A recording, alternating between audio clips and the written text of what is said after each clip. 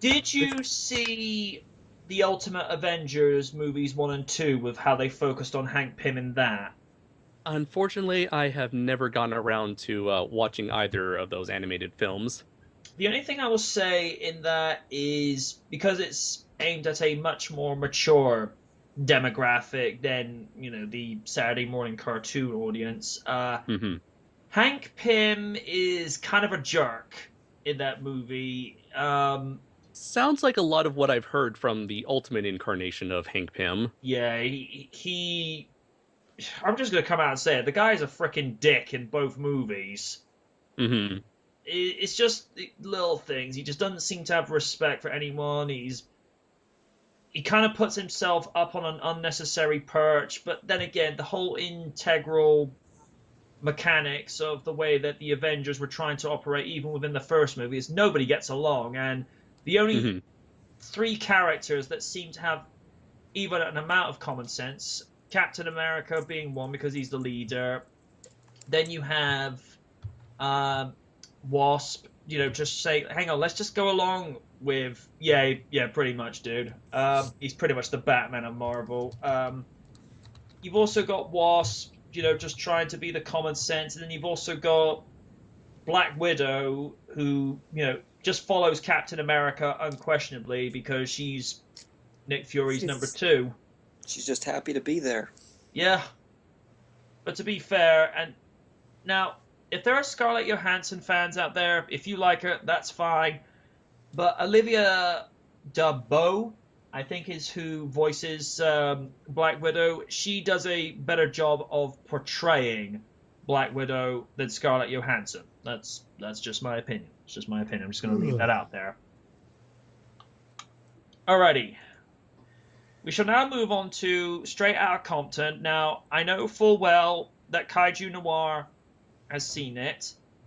First off, has Mr. Nugent seen it? No, but I've driven straight out of Compton several times.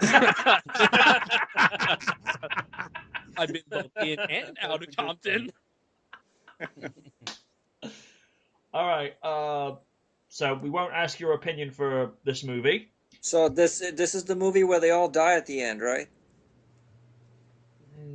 No. That's a joke, fellas. Come on.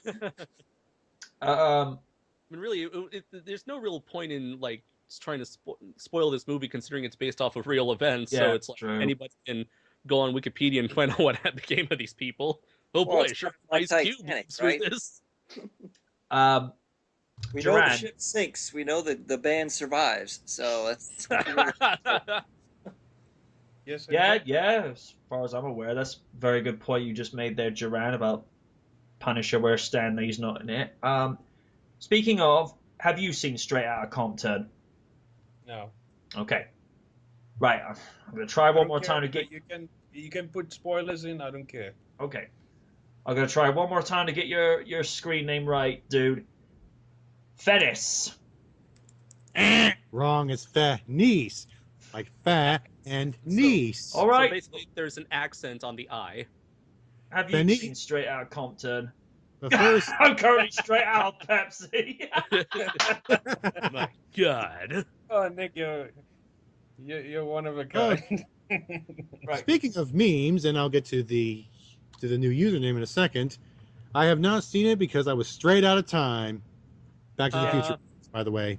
I know I'm a spaz, but yeah, I'm a spaz. You said Get that, used to it. not me. But of course, as for Fennis, it's actually Italian for Phoenix.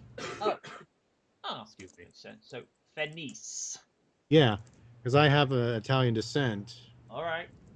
But anyway, as for the all joking aside, I have not seen Straight Outta Compton because, as I made a meme joke that is also a reference to Back to the Future, I was straight out of time and I didn't see it.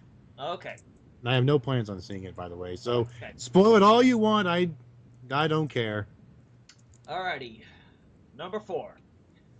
It's me, John Cena. No. It just no. Oh. Straight out of John Cena. straight out of ideas. Yeah, hello, Vince McMahon. Oh, we could do this all night, but we Yeah, don't have we could, time. but we're not going to. Having never listened to NWA growing up, I didn't know what I was walking into with this biopic telling the early days of Dr. Dre, Ice Cube, Eazy-E, MC Ren, and DJ Yella. I hope I pronounced that correctly, by the way. I found the story insightful, entertaining, and an eye-opener as to what went on with rap becoming mainstream as the group rose to fame in the late 80s and early 90s, which would then see Ice Cube and Dr. Dre leaving for their respective successful careers. If you ever wanted to know the story of NWA, I strongly recommend you give this a look. Okay, Kaiju Noir, you may wow us yet again. Thank you. Before this film came out, I never thought that it would end up being my most watched movie of 2015, having seen it on 3 different occasions with different groups of friends and family members. And it's all the more hilarious given that I too am not particularly a fan of rap in general. Although, surprisingly enough, I was able to recognize a lot of the music in this movie because it's something I've heard, again, from friends and families and neighbors throughout my whole life. Yet, despite my taste in music, I knew from the trailer alone that this film had a really interesting story to tell when it came to the rise and fall of the NWA. It's no wonder at all that the film, Straight Outta Compton, became as ridiculously successful as it was when you consider just how recent the events portrayed in this film are, and how fresh a lot of these memories are for the target demographic of filmgoers this film is aiming at. It's admirable that the filmmakers would want to recapture the harsh origins of gangster rap, as well as the toxic environment that eventually led to the LA riots of 1992. Interestingly enough, this film could not have come out at a better time when you consider that the film's themes of prejudice, disputes between social classes, and even racial profiling are more relevant than ever. In an age where police brutality can be caught on a cell phone and be viewed by millions on the internet, it's quite amazing to see the spark of this controversy take place when you see a group of talented musicians in 1986 go out of their way to give a voice to the victims of their harsh climate and eventually start that rebellious movement against corrupt authority.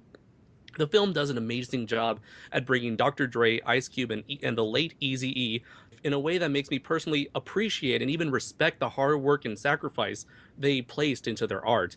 I will admit that the second half of the film, which dealt with the NWA's breakup, is not as strong as the first half, but I still was engaged with all the shady behind-the-scenes business politics that went on, as well as the eventual reconciliation between old friends. With a film, with a great film and an even greater life story behind it, all I can say is that if you haven't seen Straight Outta Compton and are big into like basically the music industry and the cultural climate of the late 80s and early 90s, I highly recommend you to do so.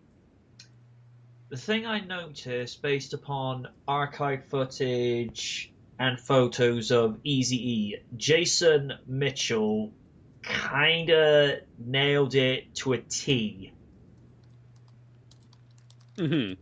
And let's not forget about Ice Cube's son playing his own father. I know, the resemblance was so even down to that the look, scowl, man, the scowl that Ice Cube made. It's like, ooh, it's like that's good. I especially love that one. Probably my favorite line, if I can remember it correctly, was like, "We didn't make it big because of Jerry. We made it because our shit is dope." I was like, "Yeah." You gotta love that, like that sense of like energy and that chance to like break through and succeed, where against all opposite everyone going against you. The thing that got me, and this is where you say some of the shady stuff that went behind the scenes, is the stuff that was going on. When Dre was going to with Suge Knight. Yeah, that dude's scary, man. That is a guy I will quite happily let him mind his own business. It's like, hey, I'm not doing anything here. I'm just gonna walk the other way. I'm just gonna do my things. Like, oh. And funny enough, there have been like ever since, and of course there have been numerous conspiracy theories when it came to like the murder of Tupac Shakur, and people have often blamed Suge Knight for being involved. And it's like looking at this film, I'm like, yeah, I can see him being a part of that. That is just one guy whose beer I will never knock over. So, like I say, I'll just quietly look the other way. It's like, hey, I'm not involved here. I'm just you just pull like a Three Stooges and just run out there. Whoop, whoop, whoop, whoop, whoop.